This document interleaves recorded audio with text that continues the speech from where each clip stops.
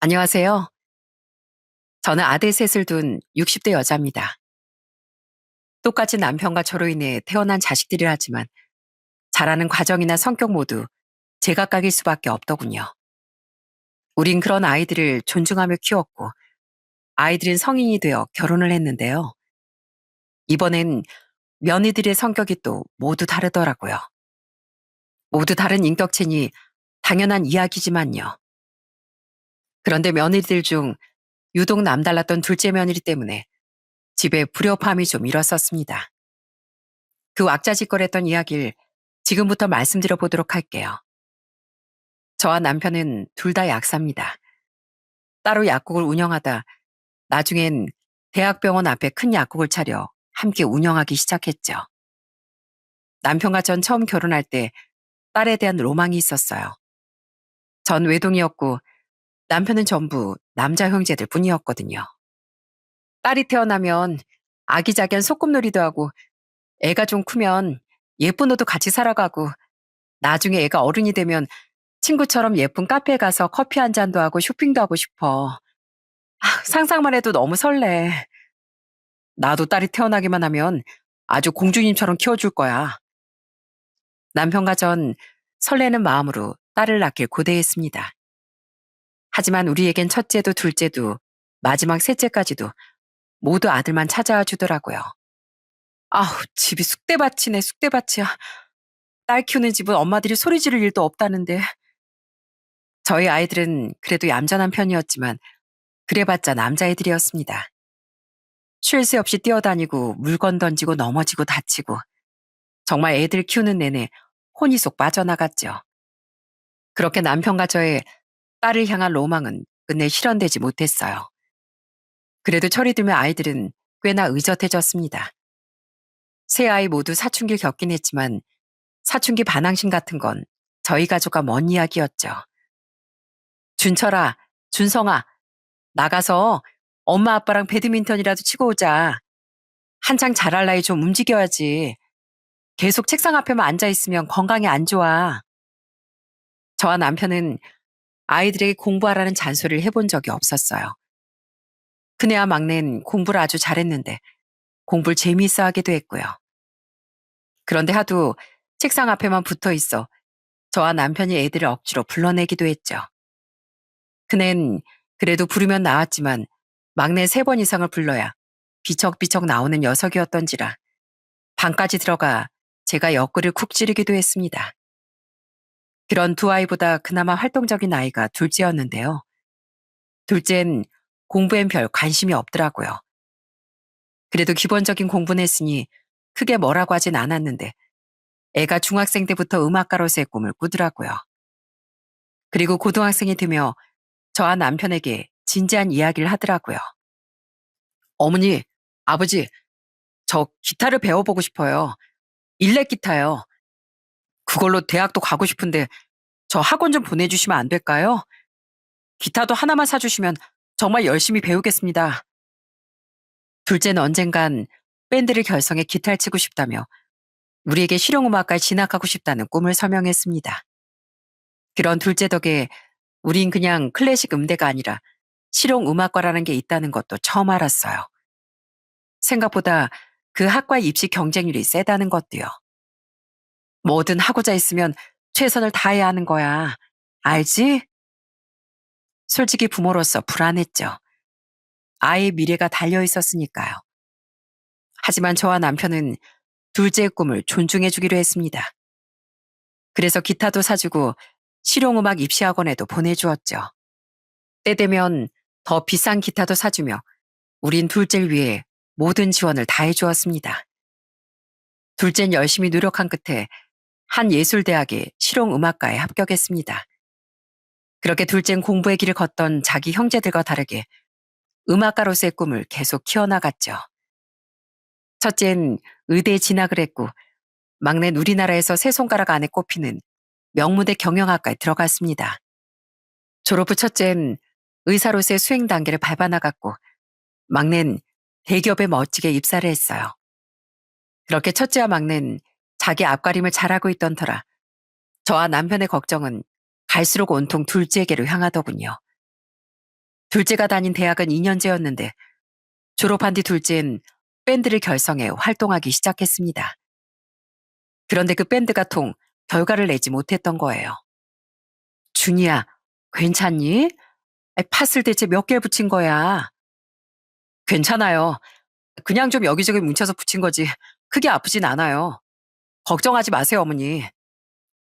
둘째는 우리에게 손 한 번 안 벌리고 음악 생활을 해나갔습니다. 자신이 선택한 길이니 뒷감당도 온전히 자신의 몫이라면서요. 밴드로는 수입을 내기 어려웠기에 둘째는 음악학원 강사 일도 하고 개인 과외도 쉬지 않았어요.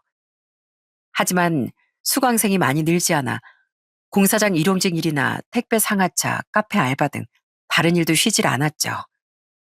애가 일용직 일을 하고 온 날엔 파스 냄새가 진동을 하는데 너무 안쓰럽더라고요.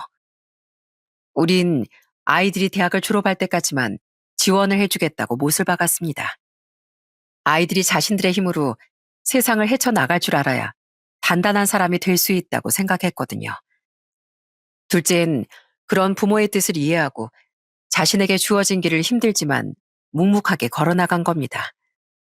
우리가 그런 둘째를 위해 해줄 수 있는 일은 책임감 있게 자신의 길을 걸어가는 둘째를 응원해주는 일뿐이었답니다. 하지만 계속 음악으로 결과를 내지 못한 둘째는 결국 30대에 들어서며 음악을 포기하더라고요. 사실 그동안 잘 나가는 형이랑 막내 보면서 저 많이 초조했었어요. 그래도 20대를 다 바친 음악이니까 어떻게든 붙들어 있어 보려고 했는데요. 포기하는 것도 용기라는 걸 이젠 받아들이려고요. 솔직히 이젠 음악에 너무 지치기도 했고요. 저도 더 늦기 전에 최소한 사회에서 한 사람 몫은 하고 살고 싶어요. 그날 큰애와 막내는 둘째를 위로해주겠다며 셋이 나가 술을 거하게 마시고 들어왔습니다. 아이들끼리 서로 우애가 참 좋았거든요. 그리고 그날 술 냄새를 풀풀 풍기며 돌아온 둘째의 눈은 퉁퉁 부어 있었죠. 어머니, 아버지, 좀 늦었지만 저도 얼른 안정 찾아서 형이랑 준성이처럼 두 분께 효도하고 살게요. 사랑합니다. 그래, 나도 사랑한다. 남편과 전 안타까운 마음을 꾹 누르며 둘째의 새로운 출발을 조용히 응원해 주었습니다. 이후 둘째는 조금 더 학원 강사 아르바이트를 하며 자격증을 2개 취득한 뒤 어렵게 중소기업에 들어가 정식 직장 생활을 시작했어요. 우린 둘째가 혹시라도 자격지심을 가질까 걱정했습니다. 자신만의 길을 책임감 있게 걸어나가는 둘째가 우린 자랑스러웠지만 자기 형과 동생이 아무래도 능력이 좋은 편이었는데 둘째 자신만 그렇질 못했으니까요. 그런데 다행히 그런 우리의 걱정은 기우였더군요. 준이 너 이런 가족 모임 나오면 자존심 좀 상하겠구나. 네 형이랑 동생은 고연봉자인데 넌 하던 음악도 안 되고 중소기업에 다니고 있으니 말이야. 근데 기죽지 마. 꼭 성공의 행복은 아니잖아. 어느 날 친척 모임에 갔더니 한 친척 어른이 둘째에게 저런 말을 하시더군요. 애한테 저런 말을 왜 하나 싶어 울컥했는데요. 둘째는 아무렇지 않게 웃으며 멋진 말을 하더라고요. 자존심이 왜 상해요. 형제들이 잘 나가면 자랑스럽죠. 물론 제가 하던 음악도 안 됐고 형제들보다 벌이가 적긴 하지만 전 음악을 했던 것도 포기한 것도 후회 안 해요. 열심히 산 제 스스로를 제 자신부터가 대견해줘야죠. 전 열심히 살고 있는 지금의 제가 좋습니다. 저 기 안 죽으니까 걱정 마세요. 그 모습이 어찌나 대견스럽던지요. 우리가 자식을 참 당당하게 잘 키웠다 싶어 뿌듯했죠. 그렇게 시간이 흘러 아이들은 차례로 결혼을 했습니다. 첫째와 큰며느린 둘 다 의사라 능력이 좋았어요. 두 아이는 대출을 끼긴 했지만 10억이 넘는 아파트에서 신혼을 시작했습니다. 그런 첫째네 다음으로 결혼한 건 둘째였죠. 안녕하세요, 어머님, 아버님. 그래, 어서 오거라. 아유, 아가씨가 참 귀엽게도 생겼네. nak 며느리가 아니라 딸 산 거 싶게. 감사합니다. 이건 한우고요. 여기 이건 솔직히 오는 길에 갑자기 산 꽃다발이에요. 어머님이 꽃을 좋아하신다길래 선물해드리면 점수 좀 더 딸 수 있지 않을까 싶었거든요. 마음에 드세요, 어머님? 저 점수 좀 더 딸 수 있을까요? 너무 예쁜데? 민준이가 성격도 시원시원하고 재밌기까지 해서 우리 준이가 왜 너한테 푹 빠졌는지 알겠구나. 둘째 며느린 카드사 콜센터 직원이었는데 그래서인지 목소리가 참 예쁘더라고요. 그리고 동글동글한 외모에 키도 작아 아주 귀여웠습니다. 또 가식 없이 시원시원한 말투가 남편과 제 마음에 쏙 들더라고요. 물론 우린 큰며느리도 예뻐했습니다. 그런데 큰며느린 좀 무뚝뚝하고 살갑지 못한 타입이었어요. 평생 딸을 갖고 싶어 했던 우리에게 둘째 며느리 첫인상이 좀 더 사랑스럽게 느껴졌던 거죠. 둘째 며느리 친정은 서울에서 4, 5시간 떨어진 지방의 시골이었습니다. 형편이 좋으신 편은 아니라 며느리 오빠가 결혼할 때도 지원을 못 해주셨다고 알고 있었어요. 사돈 어른들은 상견례 때 그 사실을 괜히 미안해 하시더군요. 저희가 능력이 있으면 딸 자식 시집 보낼 때 뭐라도 해줄 텐데 그러질 못해서 면목이 없습니다. 이런 사부인의 말에 오히려 저와 남편이 민망하더군요.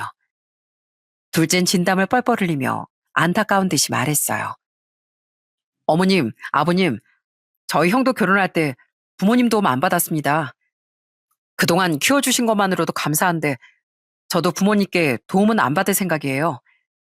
저번에도 똑같이 말씀드렸는데 왜 자꾸 못 도와주는 거 미안해하세요. 그러지 마세요. 저희 힘으로 잘 시작할 수 있습니다. 집안 형편 차이가 너무 나니까 우리가 사돈 어른들께 죄송해서. 괜히 주눅든 모습을 보이던 두 분의 마음엔 딸을 향한 걱정과 애정이 가득하다는 걸 잘 알 수 있었어요. 그래서 전 사부인의 손을 잡고 다정히 말씀드렸답니다. 사돈, 저희 민주가 너무 예뻐요. 그거면 됐지. 집안 사정이 뭐가 중요하답니까? 저희가 민주 아주 많이 예뻐해 주겠습니다. 그러니 따님 걱정은 마세요. 저희는 오히려 저희 아들이 두 분께 예쁘게 보였어야 할 텐데 이런 걱정만 하고 있는 걸요. 준이야 듬직하고 싹싹한 것이 최고의 사익감인데 무슨 걱정을 하신다고요. 그렇게 말씀해 주시니 조금은 안심이 됩니다. 저희 딸 너무 솔직한 게 흠으로 보일 수도 있지만 착하고 여린 애예요. 모쪼록 잘 부탁드립니다. 그런 훈훈함 속에 상견례는 잘 마무리됐습니다. 둘째는 상견례 자리에서 한 말대로 큰애처럼 자기도 자기 힘으로 시작하고 싶다고 말했었어요. 솔직히 마음이 좋진 않았죠. 막내도 대기업 다니며 재테크도 열심히 한 덕에 모은 돈이 제법인 걸로 알고 있었는데요. 그래서 나중에 결혼할 때 큰애처럼 자기 힘으로 시작해도 충분히 여유로울 거라 생각했습니다. 그런데 다른 애들과 달리 둘째 모은 돈이 많지 않았거든요. 늦게 직장에 들어간 데다 월급도 다른 애들에 비해 적었으니까요. 큰애와 막내에게 조언을 얻어 뒤늦게 재테크도 시작했지만 투자할 자본이 적었기에 재테크 수익도 많지 않았을 겁니다. 그래도 누군 도와주고 누군도 안 도와주는 건 형평성에 어긋나는 일이니 우린 스스로 힘으로 가정을 꾸리겠다는 둘째를 기특히 여기며 지켜보기로 했어요. 이후 둘째는 반전세 빌라에서 신혼을 시작했습니다. 둘째 며느린 저와 남편에게 잘하려고 노력하더라고요. 어머님, 아버님, 결혼 기념일 축하드려요. 이건 선물이에요. 커플 티셔츠요. 커플 티셔츠? 아유, 귀여워라. 섬세한 며느리 덕분에 이런 선물도 다 받아보네. 고맙다, 아가. 보통 다른 자식들은 우리의 결혼 기념일을 챙겨주진 않았거든요. 그런데 둘째 며느린 우리 결혼 기념일에 찾아와 커플 티셔츠를 선물해 주더군요. 섬세함은 기대하기 힘들었던 아들내미들에게선 받을 수 없던 선물이라 너무 고맙고 좋았습니다. 그런데 알고 봤더니 며느린 자신과 둘째 티셔츠도 우리와 똑같이 맞췄더라고요. 이렇게 입으면 화목한 가족 같고 너무 좋잖아요. 우리 이렇게 입고 하루 종일 돌아다녀요. 기념사진도 찍고요. 그날 며느리 덕에 우린 아주 즐거운 기념일을 보냈답니다. 며느리 말처럼 똑같은 옷을 입고 사진도 찍고 식당과 쇼핑몰도 돌아다녔죠. 딸이 있으면 이렇게 재밌는 이벤트가 생기는 거구나 싶더라고요. 또 둘째 며느린 저희 집에도 찾아오고 전화를 걸어 수다도 살갑게 떨곤 했습니다. 그런 며느린 역시 첫인상처럼 가식이 별로 없는 타입이기도 했죠. 어느 날 다 같이 음식을 해서 밥 먹고 뒷정리도 끝낸 뒤 며느린 자신이 사온 사과를 쫄래쫄래 가지고 오더라고요. 그리고 그걸 저더러 깎아달라는 겁니다. 전 예전부터 과일이나 감자 같은 거 깎는 게 무섭더라고요. 손이 야무지질 못해서 이거 엄청 단 사과라고 해서 사왔는데 이거 우리 빨리 같이 먹어요, 어머님. 네? 토끼 모양으로도 깎아주세요. 전 옆에서 응원하고 있을게요. 힘내라 힘! 힘내라 힘! 아버님도 같이 하세요. 아무것도 안 하는 사람은 이렇게 응원이라도 열심히 해야 먹을 자격이 생기는 거라고요. 여보, 당신은 어머님이 사과 깎으실 동안 어깨 주물러 드려. 며느린 제 앞에서 팔을 흔들며 응원하는 신용을 했습니다. 그리고 남편과 둘째까지 불러 모으는데 그 뻔뻔한 모습이 너무 귀여웠죠. 둘째 며느린 큰 며느리와도 잘 지냈습니다. 큰 며느린 워낙 말수가 적었는데 둘째 며느리가 옆에서 수달 떨면 웃기고 귀여웠는지 곧잘 따라 웃곤 했어요.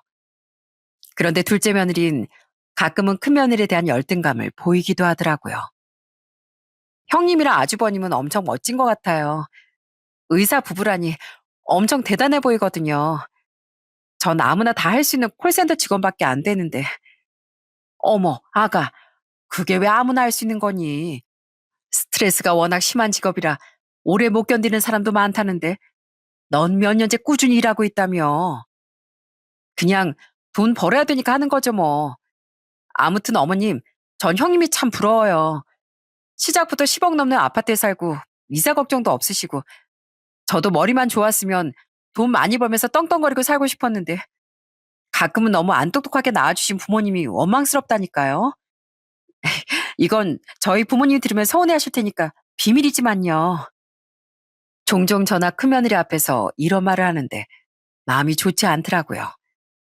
아무래도 큰애네와 형편과 벌이 차이가 많이 나다 보니 그런 마음이 든 것 같았거든요. 그런데 둘째네가 결혼한 지 2년 뒤 막내가 공무원인 막내 며느리와 결혼하며 둘째 며느리 자격지심이 더 심해졌습니다. 막내 며느리는 막내에 비해 벌이가 많진 않았지만 친정이 제법 사는 편이었거든요.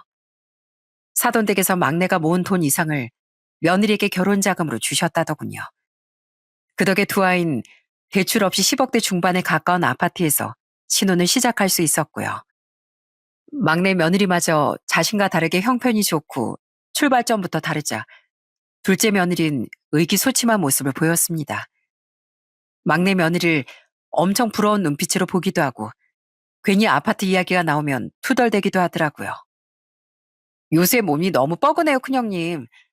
그래서 요즘 아파트 실내 골프장 나가서 골프도 치고 헬스장 가서 헬스도 하고 있어요. 확실히 아파트 커뮤니티가 잘 돼 있으면 그런 걸 가깝고 저렴하게 이용할 수 있어 좋긴 해. 나도 헬스장도 다니고 책도 아파트 도서관에서 빌려 읽거든. 집이 집 내부만 잘 해놓으면 됐지. 어차피 그런 부대 시설은 다 관리비에서 나가는 거 아니에요? 그렇게 생각하면 하나도 안 산 거죠 뭐. 큰 며느리와 막내 며느리가 아파트에 대한 이야기를 하고 있노라면 둘째 며느린 자존심 상한 사람처럼 입을 삐죽 내밀더라고요. 그럼 다른 며느리들이나 첫째와 막내는 당황해하며 멋쩍게 웃고 말았어요.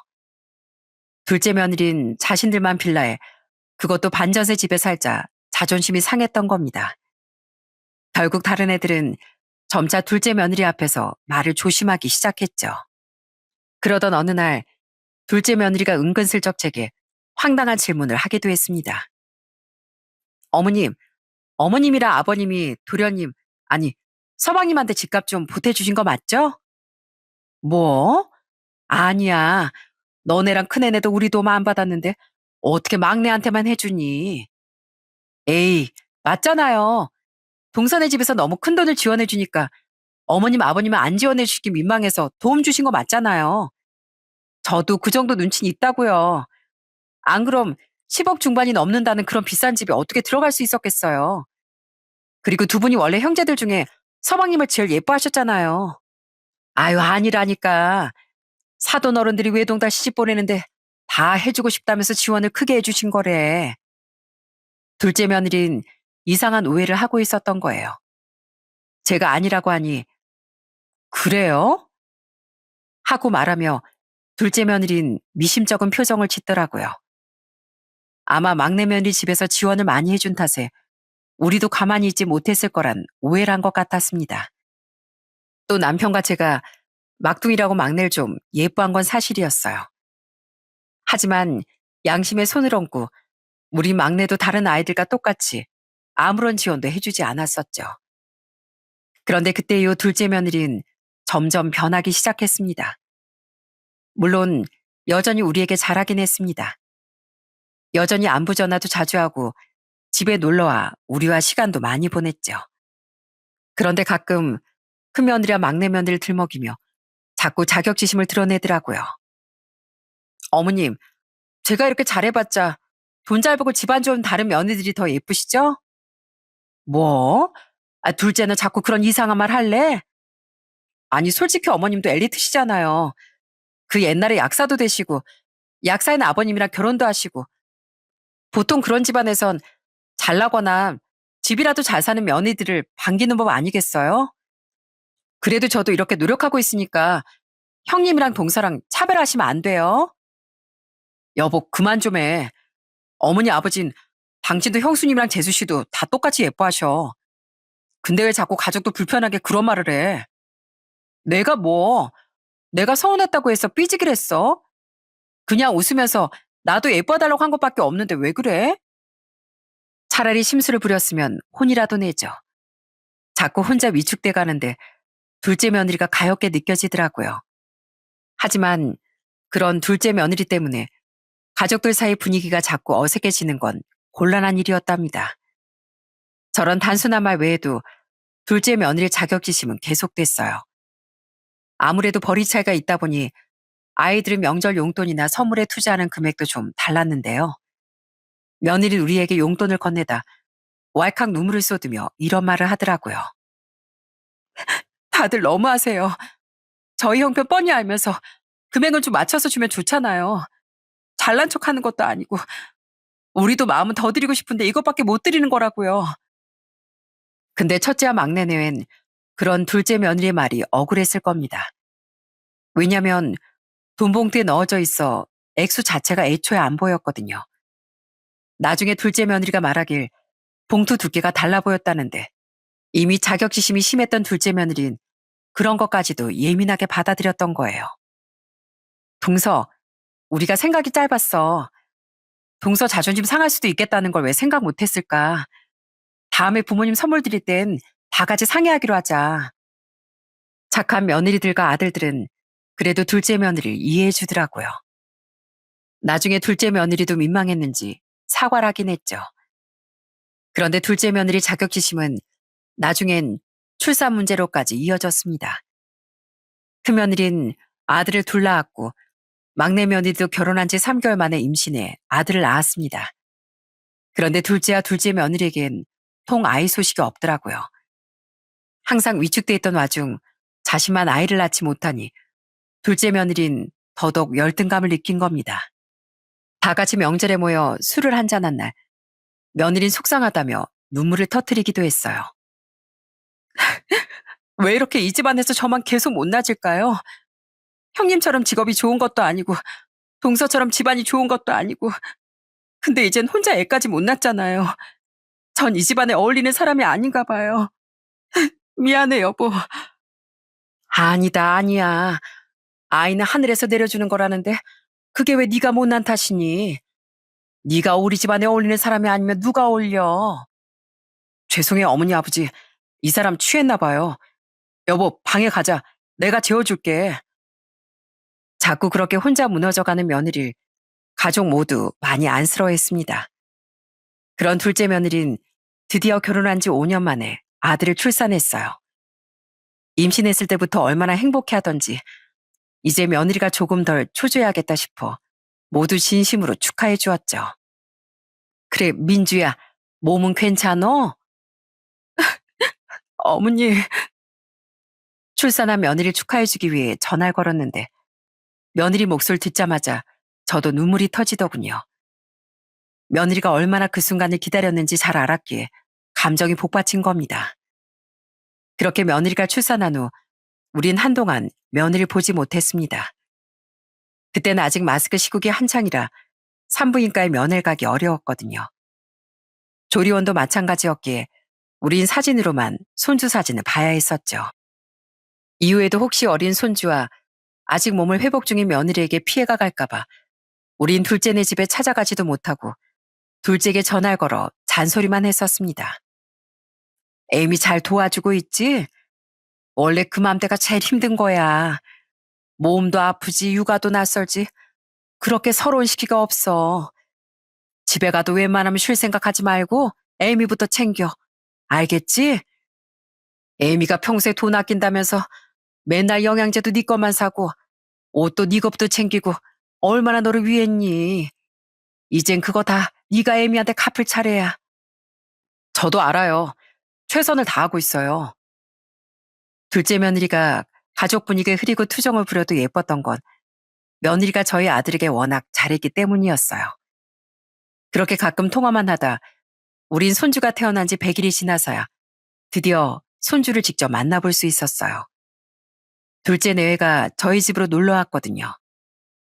아이고 예뻐라. 나랑 이 양반이 얼마나 설레는 마음으로 오늘을 기다렸는지. 근데 애미야, 너 왜 이렇게 살이 빠졌어? 많이 힘들었어? 내가 가서 도와줬으면 좋은데 마스크 시국 때문에 너랑 애가 걱정돼서. 손주야 너무 예뻤지만 고생이 많았는지 까칠해진 모습에 며느리가 걱정되더군요. 사부인께서라도 오셔서 도와줬으면 좋았겠지만 워낙 집이 먼 데다 생업 때문에 장사를 쉴 수가 없어 그러지 못하셨다고 하더라고요. 저는 마스크 시국이고 뭐고 약국은 남편에게 맡긴 뒤 저라도 가서 도와줬어야 했다는 생각을 했습니다. 그런 미안한 마음으로 전 남편과 상의해 미리 준비해두던 돈 봉투를 꺼내려고 했어요. 며느리에게 축하하는 의미로 주려던 200만 원이었죠. 그런데 며느리가 갑자기 황당한 말을 하더라고요. 그것도 아주 비장한 표정으로요. 아, 네, 저 좀 힘들었어요. 근데 어머님, 아버님, 저 손주도 낳아드렸는데 선물 같은 거 없으세요? 갑자기 먼저 선물 이야기를 꺼내는 며느리 모습에 순간 봉투진 손을 멈칫하게 되더군요. 며느리 그런 절 보며 기가 막힌 말을 이어갔죠. 실은 제가 가지고 싶은 선물이 있는데요. 어머님, 아버님, 제가 손자 낳아드렸으니까 저희도 좀 번듯한 데서 살게 해주세요. 저도 이젠 최소한 아주버님네처럼 10억은 넘는 아파트에서 살고 싶어요. 지금 집은 너무 좁고 낡은 데다 반전세라 집에 뭣도 하나 마음 편히 못 박는단 말이에요. 애 태어나면 애가 돌아다닐 공간조차 없다고요.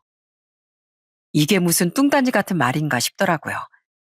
애를 낳으면 낳은 거지 왜 거기에 10억짜리 아파트를 살랍니까? 황당해서 며느리를 계속 쳐다봤더니 며느린 아예 철판을 깔기로 작정했는지 최대한 뻔뻔한 표정을 지으며 계속 말하더라고요. 손주 낳은 건 축하할 일이다만 너희가 좋아서 낳은 애가 태어난 건데 왜 우리가 집을 해줘야 하니? 두 분 부자시잖아요. 아들이 가난하게 사는데 좀 도와주실 수 있는 거 아닌가요? 다른 부잣집은 아들 낳으면 뭐든 펑펑 다 해준다는데 저도 아들 낳았잖아요. 그럼 최소한 다른 형제들과 비슷한 집 정도엔 살게 해달라고 부탁할 수 있는 거 아닌가요? 어이가 없다 보니 오히려 웃기더군요. 너무 말도 안 되는 억지라 화도 안 났던 겁니다. 분명 자기도 억지 쓰는 걸 알고 있을 텐데 왜 저러나 싶더라고요. 전 그냥 억지로 대답해 주는 게 좋다고 생각해 웃으며 말했습니다. 얘 좀 보게. 에이미 너 몰랐구나. 고생은 했다마는 10억이나 되는 아파트 받으려면 차라리 딸을 낳지 그랬니. 우린 이제 아들은 아주 지긋지긋하다. 내 자식도 다 아들. 다른 녀석들이 낳은 손주들도 다 아들. 물론 아들도 좋지만 공주님 한 명만 태어나주면 소원이 없을 텐데. 아들들이 어릴 때 얼마나 치질이도 말도 안 듣고 입에서 불을 뿜게 만드는지 아니? 아유 이젠 질색이다 얘. 네가 딸을 낳았으면 내가 아파트 한 채 그냥 바로 갖다 바쳤을 텐데. 네? 뭐라고요? 그, 그럼 저희가 다음에 딸 나오면 그땐 집 해주실 거예요? 아니, 아이 말이 그렇대 이거지.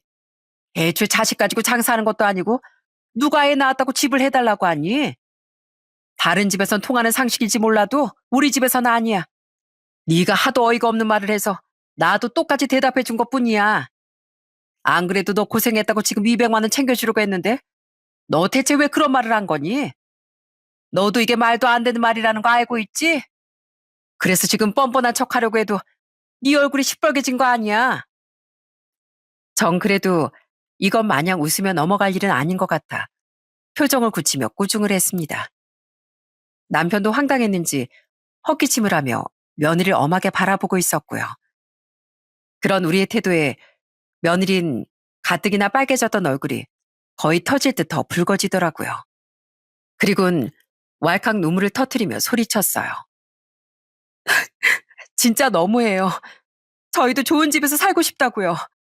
애도 태어났는데 언제까지 우리만 그 낡은 빌라에서 살아야 돼요? 제가 맨날 다른 형제들이랑 얼마나 비교되는 줄 알아요? 자존심도 너무 상한다고요. 최소한 집이라도 동등한 데 살아야 자존심이 덜 상할 것 같단 말이에요. 저라고 가족들한테 열등감 티내고 싶겠어요? 안 그러려고 해도 제 마음대로 안 되는 걸 어떡하라고요. 그러니까 애 낳은 김에 집이라도 한 채 해달라는 건데 그냥 거절하시면 되지. 왜 그렇게 놀리든 말씀하세요. 이런 억지라도 써보는 제 마음을 오죽하겠냐고요. 역시 며느리도 자기가 억지를 쓴다는 건 알고 있었던 겁니다. 그렇게 엉엉 울음을 터뜨린 며느리에게 둘째가 답답하다는 듯 말했어요. 여보, 부모님 돈이 우리 돈도 아닌데 왜 당신 애 낳은 값을 우리 부모님께 달라고 그래? 내가 당신 굶기고 있는 것도 아니잖아. 형하고 동생만큼 못 벌어도 나름대로 처자식 먹여 살리기 위해 열심히 일하고 있잖아. 나 스스로한테 만족하며 살면 됐지. 왜 자꾸 딴 사람이랑 당신을 비교하면서 자존감을 깎아먹어. 제발 그만 좀 해. 당신 지금 한 달에 고작 300 벌잖아. 난 애 때문에 휴직했고 그거 모아서 언제 10억 넘는 집을 산다 그래. 어머니 정말 서운해요. 서방님만 집해주시고 저희 못난 자식이라고 도움도 안 주시는 거예요? 뭐? 너 아직도 그런 말도 안 되는 오해하고 있었니? 내가 분명 아니라고 했잖아. 그런데 며느린 아직까지 그 황당한 오해를 계속하고 있더군요. 저와 남편이 막내를 도와줬다는 오해 말이죠. 제가 황당해서 되묻자 며느린 원망스러운 듯 말했어요. 저 다 알아요. 동서랑 형님만 예뻐하고 전 집안도 별로고 직업도 별로라고 속으론 두 사람보다 별로 안 예뻐하셨죠? 앞에서 안 그런 척해도 뒤에선 그러셨던 거 다 알아요. 제가 돈이 없지 눈치가 없나요? 제가 고객들 응대하면서 얼마나 스트레스 많이 받는 줄 아세요? 상담원들이 만만하다고 고객들을 맨날 함부로 굴고 제가 얼마나 힘들었는지 아시냐고요. 그렇게 힘들게 일하는데 돈은 쥐꼬리만큼 모이고 그 와중에 애도 태어나고 제가 얼마나 막막한데요 지금. 너무 힘들어서 이렇게 억지라도 써본 건데 최소한 서방님 도와준 정도 도와준다고 하실 수도 있잖아요. 여보, 그만 좀 해. 그거 당신 오해라고 나도 몇 번이나 말했잖아. 그 이상한 망상 좀 그만해. 우리 부모님이 당신을 얼마나 예뻐하시는데 맨날 나한테 전화해서 당신 잘 도와주라 그러고 나한테 잠도 자지 말라셨어. 그런 분들한테 이게 무슨 민폐야? 거의 이성을 잃은 것 같은 며느리를 둘째가 언성을 높이며 말렸습니다. 며느린 모두 다 밉다며 애를 안고 집을 나가버렸어요. 둘째는 죄송하다는 말을 남긴 채 며느리를 따라 나갔다가 1시간 뒤쯤 저희 집으로 돌아왔고요. 혼자 보낼 수가 없어서 애랑 집사람 집에 데려다 주고 왔어요. 많이 놀라셨죠? 죄송해요. 실은 걱정하실까봐 말씀 안 드리려고 했는데 집사람이 산후 우울증이 심해서요. 병원에 가보자니까 돈 아깝다고 병원도 안 가려고 하고 그러다 보니까 사람이 계속 우울한 생각만 하고 화도 많아지더라고요. 평소에도 계속 있던 열등감에 우울증 때문에 더 커진 것 같아요. 그래도 여기 와서 그런 말까지 할 줄은 몰랐는데 정말 죄송해요. 그때 둘째 말을 듣고 깜짝 놀랐습니다. 며느리가 산후 우울증에 걸렸다는 사실은 전혀 몰랐거든요. 둘째가 돕는다고 최선을 다하긴 했지만 며느린 처음 해본 육아가 힘들었던 겁니다. 큰며느리와 막내 며느린 사돈댁에서 많이 도와준 걸로 알고 있는데 둘째 며느리 그러지 못했기에 더욱 힘들었던 것 같아요. 결국 며느리의 산후우울증이 며느리 어두운 마음을 자꾸 이상하게 증폭시켰던 거죠. 그 말을 들으니 참 마음이 좋지 않더군요. 그래서 저와 남편은 잠시 이야기를 나눈 후 나중에 둘째를 직접 찾아갔어요. 마음이 모질지 못한 둘째 며느리는 그런 우리를 향해 지난번 일에 사과하긴 하더라고요. 저번엔 제가 감정이 좀 격해져서 말이 심했던 것 같습니다. 죄송합니다. 하지만 그 뾰로통한 표정이 여전히 우리에게 오해를 품고 있다는 사실을 알게 해주더군요. 전 나무라는 대신 그런 며느리 손을 잡고 한 가지 제안을 했어요. 너희 우리랑 같이 살 생각 없니? 내가 애미널 옆에서 좀 도와주마. 네? 합가하자는 말씀이세요? 그래, 우린 네가 그렇게 힘들어하고 있는지 몰랐다. 그래서 전에 네가 대뜸 집 이야기를 꺼냈을 때 많이 당황하고 좀 언짢기도 했어. 근데 계속 산후우울증 때문에 힘들어했다니? 그래서 계속 부정적인 생각이 많이 든 모양이구나. 그렇게까지 서럽게 울 정도로 말이야. 근데 애미야, 너 정말 오해하고 있는 거야. 우리 막내네 도와준 적 없다. 네가 좀 뭐하면 우리가 통장 내역까지 싹 다 찾아서 널 보여줄 수도 있어. 통장 내역까지 다요? 그래, 이 정도면 우리 말 믿겠니? 애미야, 우리가 만약 불공평하게 한 녀석만 도와준다면 제일 힘들게 살고 있는 너희를 도와줬겠지. 안 그러니? 그리고 네가 제발 다른 오해도 안 했으면 좋겠다. 나랑 이 양반은 오히려 다른 며느들보다 널 더 예뻐하면 예뻐했었어. 다른 애들이 서운해할까봐 티는 안 냈지만 우리한테 항상 그렇게 살갑고 귀여운 널 어떻게 안 예뻐하겠니? 네가 우리 아들 그렇게 위해주는데 그깟 직업이나 형편이 뭐가 중요해. 넌 너 자체로 충분히 사랑스러운 아이란다. 그러니까 제발 너 자신을 좀 그만 괴롭히렴. 저는 합가 제안과 동시에 며느리 마음을 달래주려고 노력했습니다. 이러다간 며느리가 정말 마음에 큰 병이 들 것 같았거든요. 제가 통장 내역까지 운운하자 며느린 그제야 제 말을 좀 믿는 눈치였죠. 우선 네 마음이 건강해지려면 산후우울증부터 어떻게 해야 하지 않겠니? 당분간 우리 집에 와서 같이 지내자꾸나. 애가 좀 크면 그때 분가하면 되잖아. 약국은 사람 하나 더 구해서 네 시애비한테 맡기고 내가 너 도와주마. 먼저 제안은 했지만 며느리가 우리의 제안을 안 받아들일지도 모른다고 생각했습니다. 그래도 며느리 어떻게든 도와주고 싶은 마음에 꺼낸 제안이었죠. 어차피 둘째네 집 계약 기간도 끝나간다고 했으니까요. 그런데 며느리는 당시 몸도 안 좋은 상황이라 너무 힘들었는지 우리가 내민 손을 잡더라고요. 그렇게 둘째는 저희 집으로 들어와 살게 됐습니다. 우선 너 몸 상태가 너무 안 좋아. 입원해서 혹시 문제 있나 검사도 받아보고 앞으로 꼭 정신과 상담도 다녀. 병원비 걱정은 하지 말고.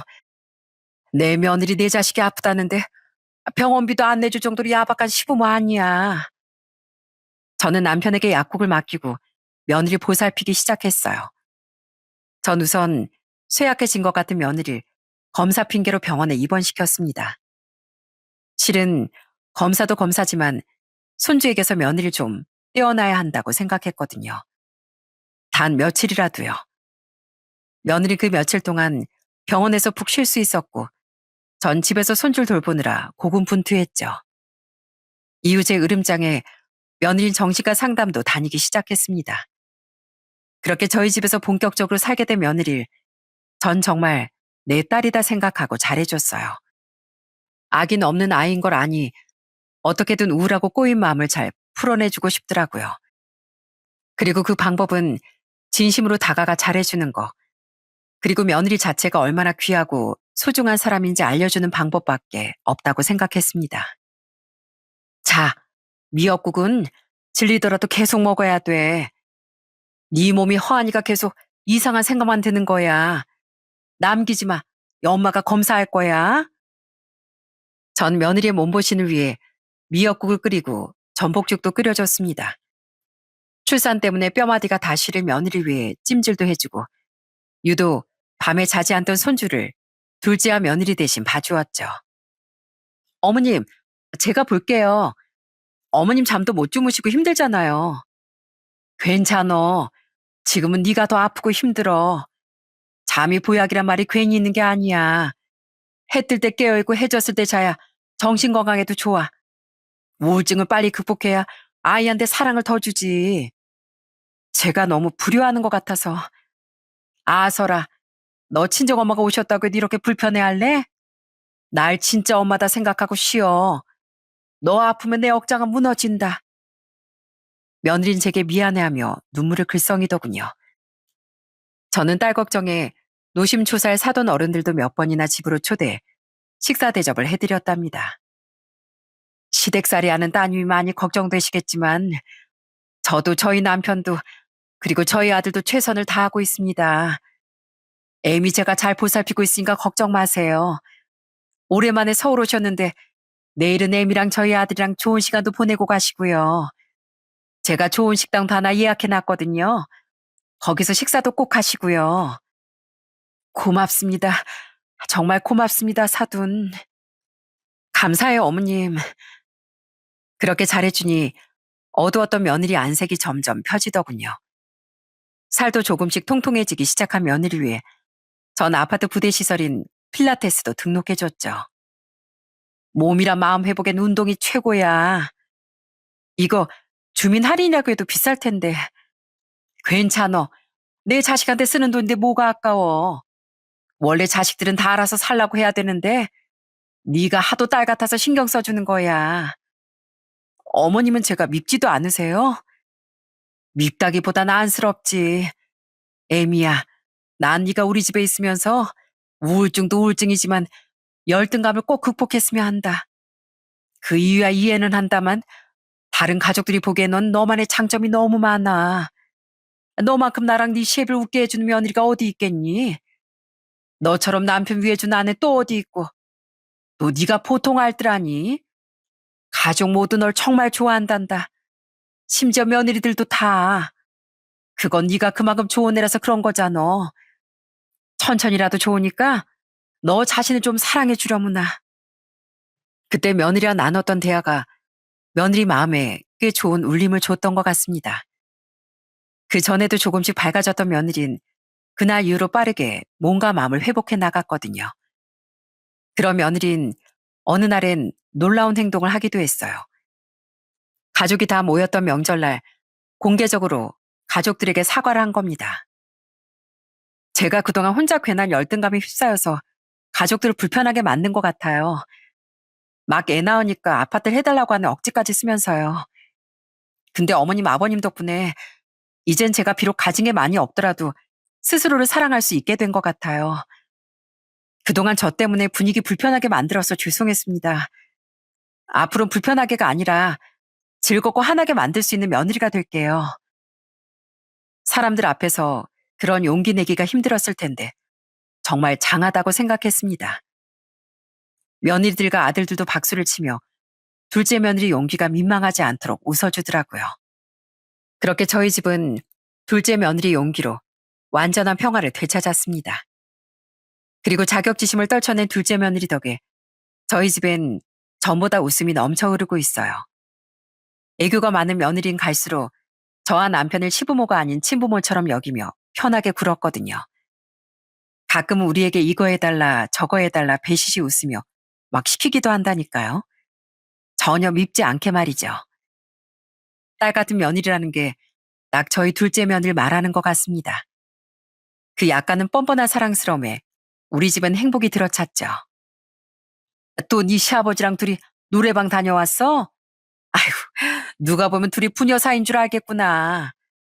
그럼 우리 애미가 내 딸이나 다름없지 뭐. 남편도 둘째 며느리와 많이 친해져 두 사람은 심심하면 함께 팔짱을 끼고 노래방에 다녀오기도 합니다. 둘째는 자기가 꼭 아들이 아닌 사이가 된 기분이라는데 그 볼멘 소리가 벅 행복해 보였죠. 손주가 조금 자란 뒤 둘째는 분가를 하려고 했습니다. 당시 손주는 어린이집에 다니고 있었고 며느리도 저도 각자의 일터로 복귀한 상태였거든요. 그런데 지금 어떻게 됐는지 아시나요? 둘째 내외는 그 사이 그만 둘째를 가져버리고 말았답니다. 며느린 히히 웃으며 임신 소식을 알렸는데 전 이마를 턱 짚으며 장난스레 앓는 소리를 냈어요. 아이고, 겨우 손주 다 키워놨나 했더니 또 고생길이 열렸구나. 어머님, 그래도 저 계속 도와주실 거죠? 아이고, 그냥 우리가 조그만 집 해줄 테니까 나가면 안 되겠냐? 너 네 집 가는 거 소원이었잖아. 아니요. 전 어머님 아버님이랑 사는 게 훨씬 좋은데요. 솔직히 애 낳은 며느리를 도와주는 건 어렵지 않았고 오히려 계속 같이 살 수 있다니 좋기도 했습니다. 그냥 저 며느리에게 장난을 쳤던 거죠. 그런데 더 대박이었던 게 뭔지 아십니까? 임신 5개월 차가 되기 전 나온 아이의 성별이 드디어 공주님이었다는 겁니다. 그 사실을 듣자마자 남편은 하늘을 향해 두 팔을 쫙 펼쳤습니다. 그리고는 무릎 꿇는 신용까지 하며 벅찬 감동을 표현하더라고요. 감사합니다. 저 위에 계신 분이 누군지 모르겠지만 굉장히 몸둘 바를 모를 정도로 감사합니다. 드디어 우리 정씨 집안에도 딸이 생겼다. 고맙다, 애미야. 네 시아버지 봐라. 거의 눈물 날 정도로 좋은가 보다. 나도 너무 좋구나. 정말 고마워. 네 덕에 드디어 이 집안에도 딸이 태어나겠어. 너 뭐 어디 10억짜리 아파트 갖고 싶다고 했지? 그거 사주랴? 어? 아이 참, 어머님, 이 와중에 또 놀리실 거예요. 필요 없어요. 전 그냥 계속 어머님 아버님이랑 여기서 살 거예요.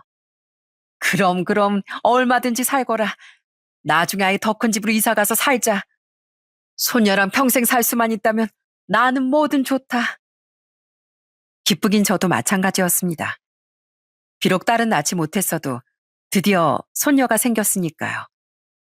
자신을 끌어안으며 한 제 농담에 며느린 장난스레 울상을 지었죠. 그렇게 지금 며느린 다시 휴직한 뒤 출산을 기다리고 있는 상태인데요. 며느리뿐 아니라 온 가족이 손녀가 태어날 날을 기다리고 있습니다. 둘째 며느리가 사과한 이후 며느리들끼리의 사이는 전보다 훨씬 좋아졌어요. 다들 워낙 심성이 고운 아이들이라 둘째 며느리의 마음도 저와 남편이 함께 살고 있는 둘째 며느리에게 잘해주는 것도 모두 이해해줬거든요. 그런 모습을 보면 우리 아들들이 장가 하나 모두 기가 막히게 잘 갔다 싶습니다. 얼마 전 둘째 며느리 태교를 도와주고 있는데 며느리가 제게 팔짱을 끼더니 머리를 제 팔에 기대며 수줍게 말하더군요. 어머님, 전 어머님이 너무 좋아요. 사랑해요. 쑥스럽지만 한 번은 꼭 말씀드리고 싶었어요. 제가 전에 못나게 굴었을 때 미운들 박지 않으시고 사랑으로 감싸주셔서 감사합니다. 나도 고맙구나. 우리에게 며느리자 딸이 돼줘서. 뭐 뱃속 소녀도 있지만 아무래도 우리에게 처음으로 딸처럼 다가와준 사람은 너였잖니. 네 덕에 나도 남편도 웃음이 정말 많아졌단다. 이렇게 우린 지금 정말 사이좋은 고부지간이 되었답니다. 앞으로 며느리가 손녀도 무사히 낳고 저희 집의 평화로움이 쭉 이어지면 좋겠습니다. 큰애네도 막내네도 아무런 문제 없이 대체로 좋은 일만 가득하면서요.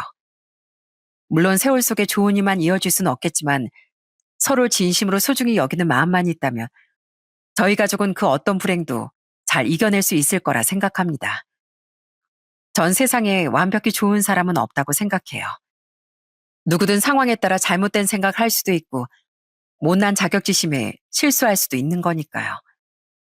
그러니 가까운 누군가가 위태로운 모습을 보일 때 마냥 비난하기보단 따뜻한 애정과 도움의 손길부터 내밀어 주시면 어떨까요?